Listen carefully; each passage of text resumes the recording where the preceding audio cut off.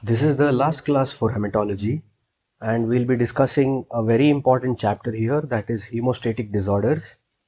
We'll be discussing a few diseases in hemostatic disorders, namely thrombocytopenias and its causes, particularly focusing on immune thrombocytopenic purpura in detail, von Willebrand disease, hemophilias, and disseminated intravascular coagulation.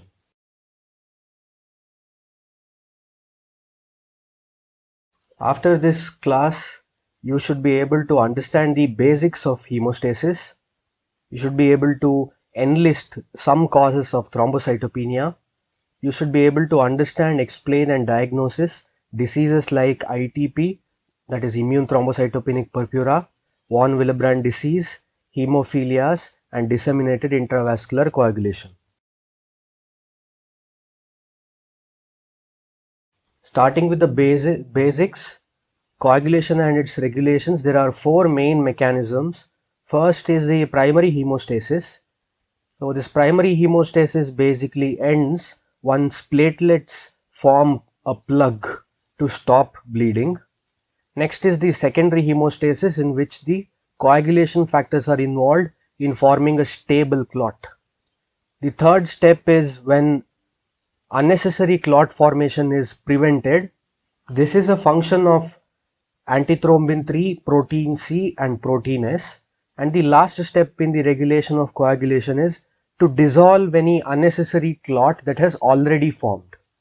So the mechanism for that is fibrinolytic mechanism. Hemostatic disorders can be classified into two types. The first is a thrombotic disorder, and the second group are bleeding disorders, also known as hemorrhagic disorders.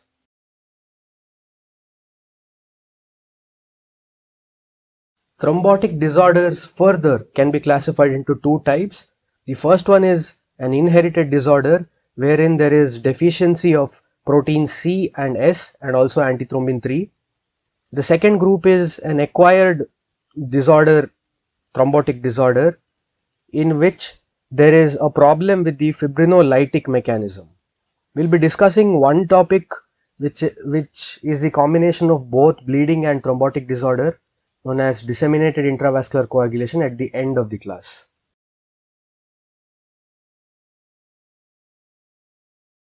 Next is the group of bleeding disorders, which can be categorized into three types. The first one is because of vessel wall abnormality, the second one is because of platelet abnormalities, and the third one is because of defects in the coagulation system. Before we list out and discuss the diseases under those three subheadings, let us get ourselves familiar with certain terminologies that will be used when we discuss all the bleeding disorders. The first one is petechiae, which is a hemorrhagic spot in the skin and mucous membrane, which is less than 3 millimeter in its greatest dimension. The second one is a purpura, which is again a spot, but the size is slightly bigger than petechiae. Here the size will be from 3 millimeter to 1 centimeter. And in the end we have ecchymosis, which is a large spot more than 1 centimeter. Often multiple ecchymotic patches will fuse with each other to form even bigger patches. The last bleeding manifestation is hematoma, which is defined as collection of partially or fully clotted blood outside blood vessels in various tissues. Typically, the blood is deposited in soft tissues like muscles, then also in joint spaces, etc.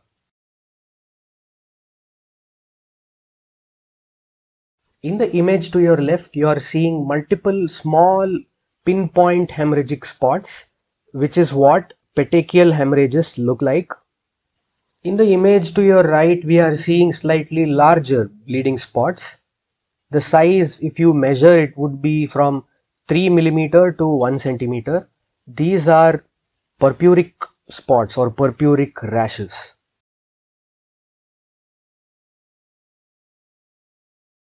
In this image, we are seeing a large patch of cutaneous bleeding manifestation.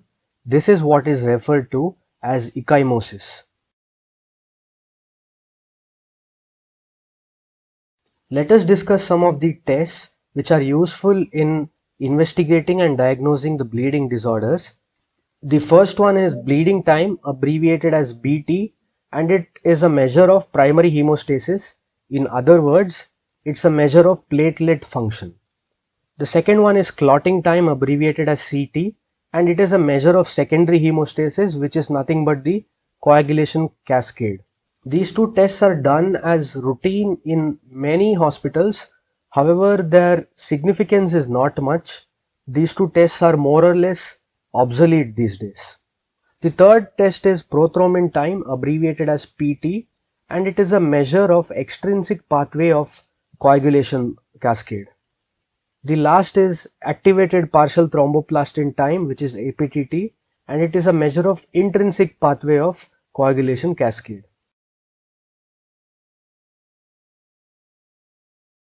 Coming back to the discussion of our topics, the first group of bleeding disorders was vessel wall abnormalities.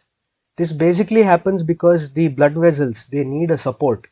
If at all there is any disease which causes that support to go away, then it can manifest as bleeding abnormality.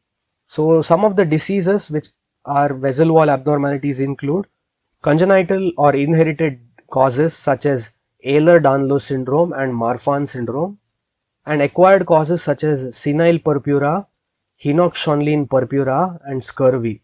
Out of these, senile purpura is probably the most common type of vessel wall abnormalities.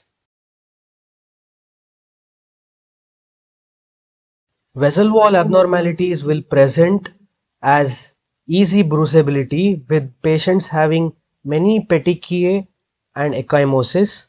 Other features are related to the specific disorder in the set of diseases we saw.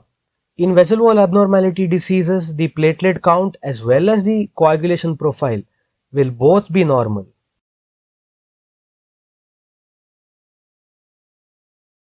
I'll just briefly explain to you the platelet structure so that when we discuss about platelet disorders, you have an idea of what is happening. So platelets are basically the cytoplasmic fragments of the precursor cell in the bone marrow called megakaryocytes. Platelets have numerous granules inside them, and from those granules many things are secreted. One important thing that is secreted is von Willebrand factor. In the image, when we see at the cell membrane, that is the platelet membrane, we have two glycoproteins, glycoprotein 1b bar 9 and glycoprotein 2b bar 3a. I'll tell you what the functions of these two glycoproteins are. Glycoprotein 1b9, what it does is, whenever there is an injury to a blood vessel wall and endothelium is removed off, the subendothelial collagen fibers, on top of that von Willebrand factor will be there. So remember, endothelial cells are another type of cell which produce von Willebrand factor. So this glycoprotein 1b bar 9 will go and attach to the subendothelial collagen, on top of which von Willebrand factor will be there. The second is glycoprotein 2b3a. The function of this is to attach to a fibrinogen molecule.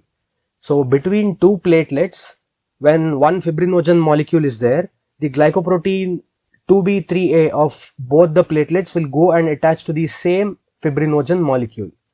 To put it in other words, glycoprotein 1b9 is responsible for the platelet to stick to the blood vessel wall, whereas glycoprotein 2b3a is responsible for one platelet to stick to another platelet. So sticking between platelet and vessel wall or any other cell is what is called platelet adhesion, and sticking between two platelets is what is called platelet aggregation. So 1b9 is responsible for platelet adhesion and 2b3a is responsible for platelet aggregation.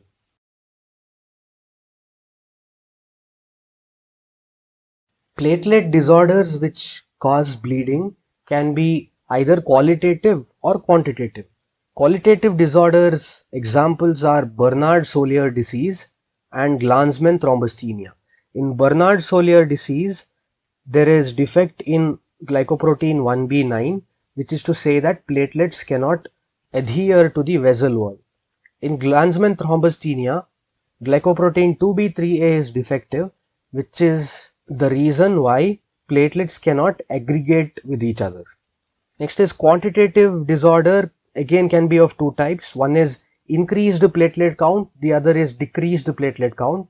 Increased platelet count will not necessarily give rise to bleeding. However, decreased platelet count can give rise to bleeding. Decreased platelet count, the other name is thrombocytopenia. This is a very important question for you.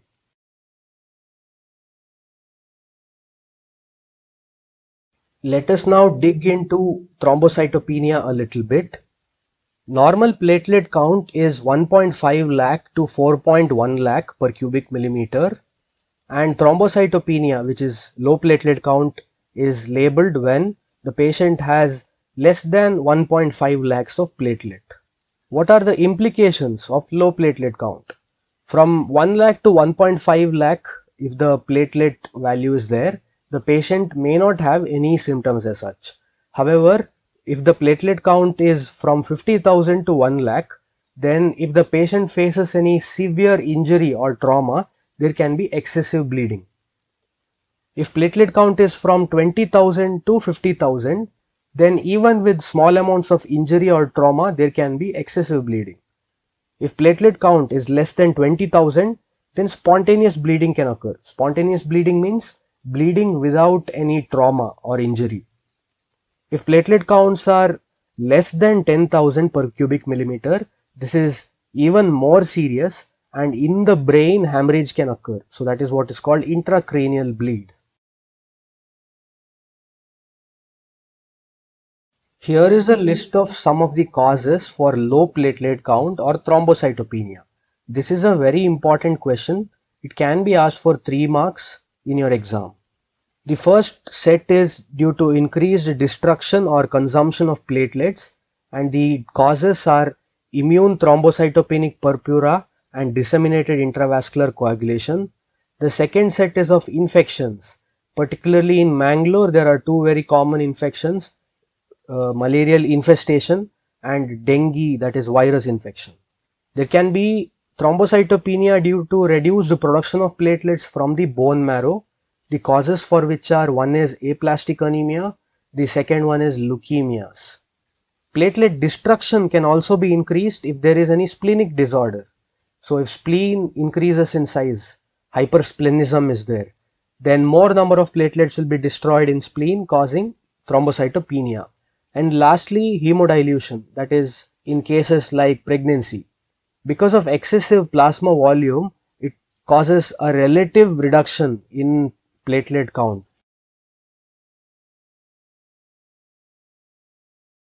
Let us now discuss about this topic. Immune thrombocytopenic purpura, which is an autoimmune disorder, and it has two forms, acute and chronic. This was the older classification and is more important for your exam. As of now, there are three classes: newly diagnosed, persistent, and chronic.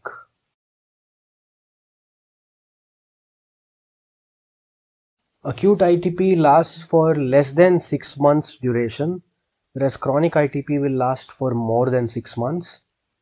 Acute ITP is generally seen in childhood from 1 to 4 years of age, whereas chronic ITP is seen in adults 30 to 40 years age group. No gender predilection is seen in acute ITP, which is to say that both males and females are equally affected, whereas in chronic ITP, women or females are more commonly affected. Acute ITP occurs after an antecedent viral infection, whereas chronic ITP does not have a known cause. The antibody involved in acute ITP is IgM, and in chronic ITP it is IgG.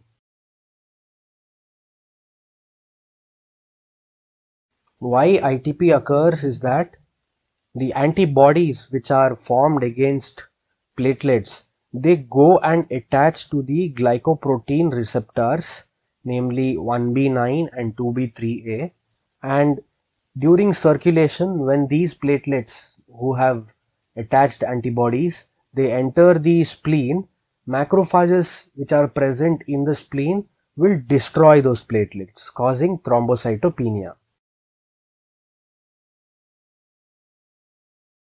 Clinically, the patients will present with petechiae or pinpoint hemorrhages. They can also have gum bleed and bleeding from the nose, which is called epistaxis.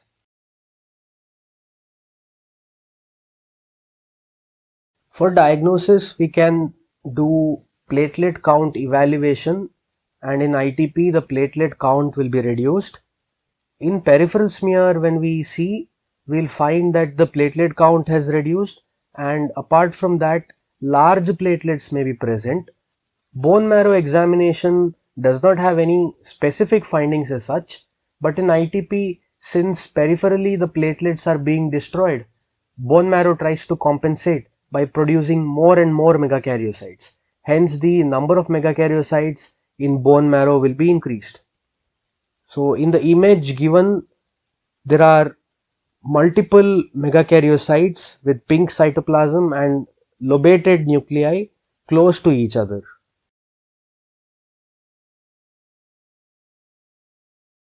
Let us briefly revise about clotting factors and the coagulation cascade before discussing von Willebrand disease and hemophilias. There are 12 clotting factors. Factor number 6 is not there in the list because it was later on found that 6 and 5 were the same factors. That is why that factor was removed. Factor 1 is fibrinogen, factor 2 prothrombin, factor 3 tissue thromboplastin, factor 4 is calcium, 5 labile factor, 6 is not there, 7 is stable factor, 8 anti-hemophilic factor, 9 Christmas factor, 10 is Stewart-Prower factor, factor 11 is plasma thromboplastin antecedent, factor 12 is Hageman factor, and factor 13 is fibrin stabilizing factor. There's a good mnemonic to remember this. Foolish people try climbing long slopes after Christmas. Some people have fallen. Using that, you can try to remember the names of all factors. This is a schematic representation of what the coagulation cascade looks like. This is the model of in vitro coagulation. So intrinsic pathway starts with factor 12, then 11, 9 and 8.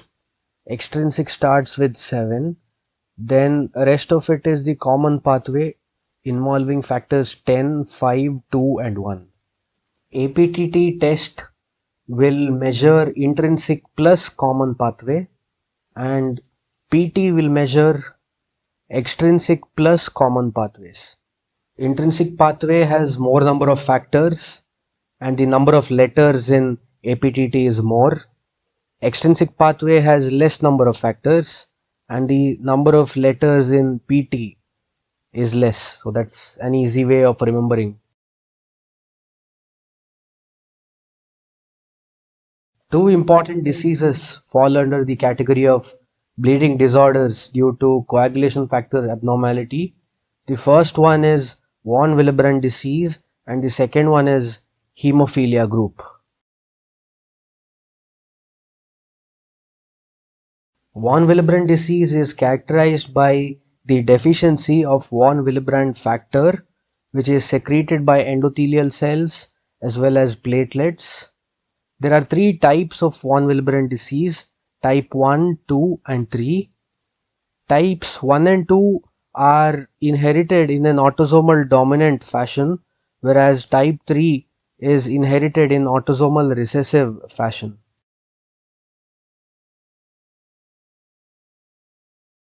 The functions of von Willebrand factor include: one is platelet adhesion to the vessel wall, and the second thing is it maintains the stability of factor 8.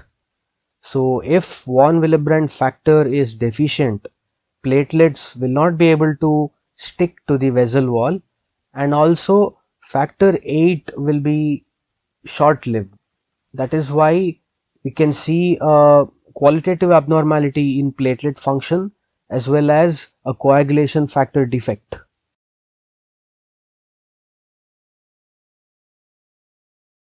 Von Willebrand disease has very mild clinical manifestations and it may be incidentally detected. So most of the times the history will be like a young lady having menorrhagia under evaluation, and if high clinical suspicion is there, this von Willebrand disease will be picked up.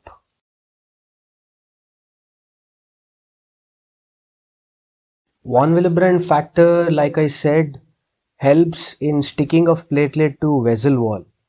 However, quantitatively it does not affect platelets. That is why platelet count will still be normal. Bleeding time is increased because the functionality of platelet is affected. Clotting time may be increased. APTT is increased because factor 8 stability is less. And for identification of this disease, we can do von Willebrand factor level measurement.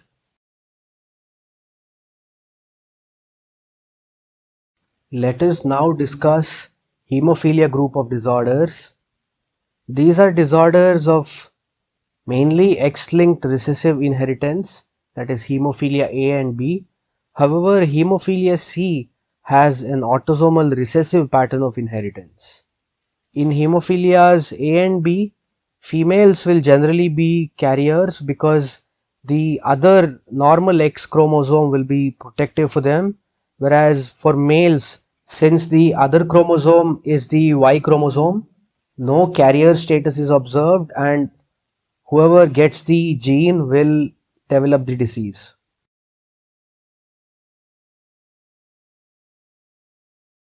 There are three types of hemophilias: hemophilia A, B, and C, and the factor deficiencies are 8, 9, and 11. There is no 10 here. So A is the most common type of hemophilia and it has a very severe presentation. B is the second most common and moderate bleeding symptoms will be there, and C is the mildest form. The severity of symptoms in hemophilias is largely dependent on the level of factor deficiency. Common symptoms include frequent and spontaneous bleeding into the joints, which is what is called hemarthrosis. Patients can also have hemorrhage into soft tissues, causing hematomas. Patients will also complain about prolonged bleeding after any injury. Bleeding time in patients with hemophilia will be normal because platelets are not affected. Clotting time, however, will be prolonged. Platelet count will be normal and prothrombin time will be normal. However, activated partial thromboplastin time will be increased because all the three factors in hemophilia, that is hemophilia A with factor 8, hemophilia B with factor 9, and hemophilia C with factor 11, all fall in the intrinsic pathway. That is why APTT will be increased. And specifically, we can do factor assays, that is estimate the level of each factor to determine the quantity of the clotting factor and specifically identify which factor is deficient.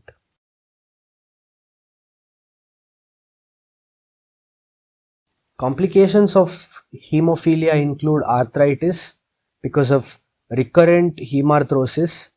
Patients having hematomas can end up having contractures. So contractures are stiffening of structures such as muscles, aponeurosis, etc. Due to repeated bleeding, the patients can have anemias as well. Let us briefly compare and contrast the features between platelet and vascular disorders and coagulation defects. Onset of bleeding in platelet and vascular disorders is spontaneous or immediately after trauma. However, in coagulation defects, it is delayed after trauma. Mucosal bleeding, superficial bleeding, is more common in platelet and vascular disorders, whereas it is rare in coagulation defects. Petechiae are characteristic of platelet and vascular disorders, whereas those are also rare in coagulation defects. Bleeding in deep tissues, that is hematomas, are rare in platelet and vessel defects, whereas those are common in coagulation defects.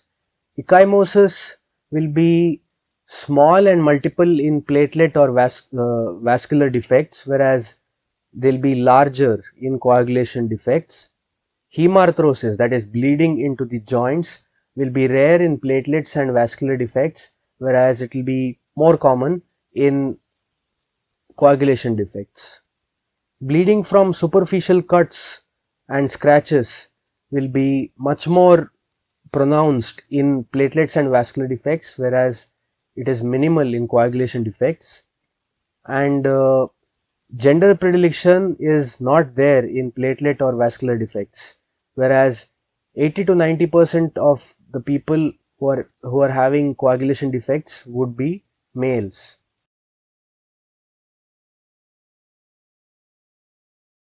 Last topic for this class is disseminated intravascular coagulation, or DIC. It is a widespread thrombohemorrhagic disorder. So components of bleeding disorders are also there, components of clotting disorders are also there. Various conditions may end up presenting as disseminated intravascular coagulation.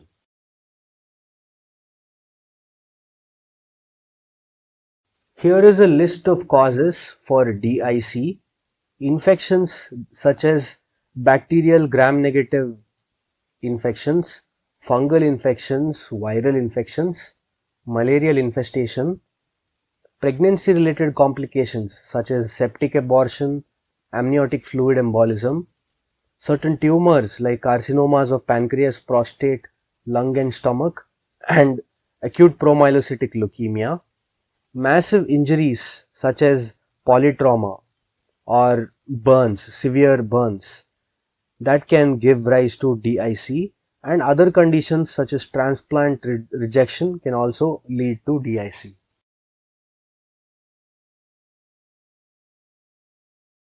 All of the causative factors that we saw will cause tissue injury as well as activation of coagulation.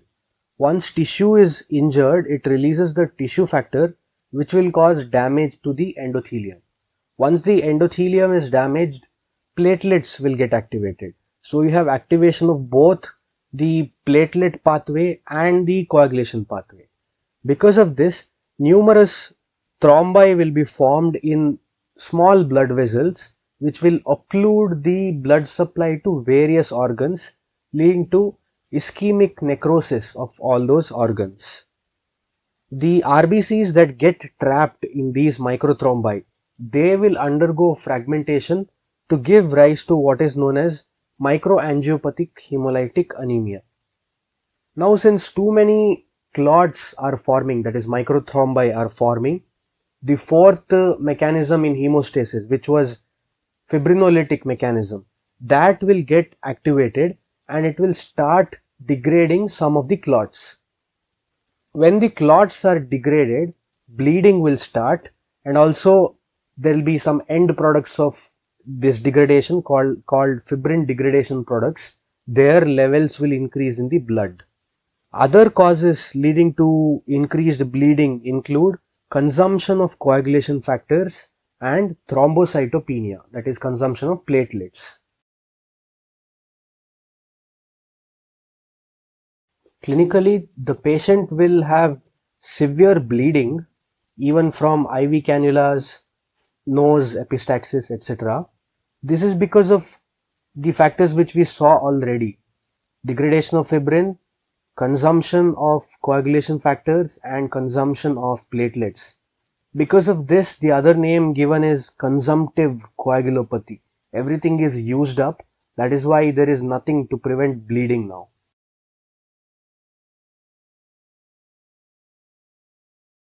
Laboratory findings will see that bleeding time and clotting time are both increased. Platelet count will be reduced. PT, APTT and TT. TT is thrombin time. All these three will be increased, and fibrin degradation products, or FDP, that is also increased. In this class, some of the important topics we discussed include thrombocytopenia, in which we named various causes for thrombocytopenia. That's a very important question for your exam. Please remember 5 to 6 causes of thrombocytopenia. Next, we discussed about ITP, that is immune thrombocytopenic purpura. We saw that ITP had two forms, acute and chronic. We listed out the differences between acute and chronic types of ITP. We discussed the pathogenesis, in which antibodies were binding to glycoproteins in the platelet, and platelets, when they went into the spleen for during circulation, got destroyed. We also discussed the laboratory findings, in which we discussed peripheral smear finding of large or giant platelets and bone marrow finding of increased number of megakaryocytes. After ITP, we discussed von Willebrand disease, in which was caused because of deficiency of von Willebrand factor, which is secreted from endothelial cells and platelets, granules in the platelets. We saw that this has three types, type 1, 2 and 3, and types 1 and 2 were mostly autosomal dominant in inheritance, and type 3 was mostly autosomal recessive. Then we discussed about the pathogenesis, in which we saw that von Willebrand factor normally helps in the adhesion of platelets to the vessel wall and also helps in maintaining the stability of factor 8. So since von Willebrand factor was deficient in von Willebrand disease, we saw abnormalities, that is qualitative abnormalities with platelets and defect in the coagulation pathway, specifically the intrinsic pathway. In lab diagnosis, we saw that although platelet count was normal, bleeding time was affected, clotting time was also affected, with APTT being prolonged and PT being normal. Next, we discussed hemophilia, which is a group of X-linked recessive disorders. However, type C hemophilia was autosomal recessive in inheritance. We discussed the common clinical features of all three hemophilias, in which we saw prominent characters included hemarthrosis, hematomas, leading to complications such as contractures and arthritis and also anemia. In lab diagnosis, we saw that APTT was prolonged and clotting time was increased. For specific diagnosis, we had to do particular factor assays, which would also help us in quantifying the defect, as in how much deficiency is there in a particular clotting factor. Lastly, we discussed about disseminated intravascular coagulation, in which we saw that multiple causes were there which led to DIC. We discussed about the mechanism of DIC, in which there was activation of both coagulation pathway and the primary hemostatic pathway, in which platelets were affected. This led to formation of microthrombi in various organs, leading to their infarction, and also fibrinolytic mechanism got activated, destroying the clots, leading to fibrin degradation products, and bleeding was there since platelets and clotting factors were all used up in the disease process. That is the end of our hematology discussion, guys. Thank you.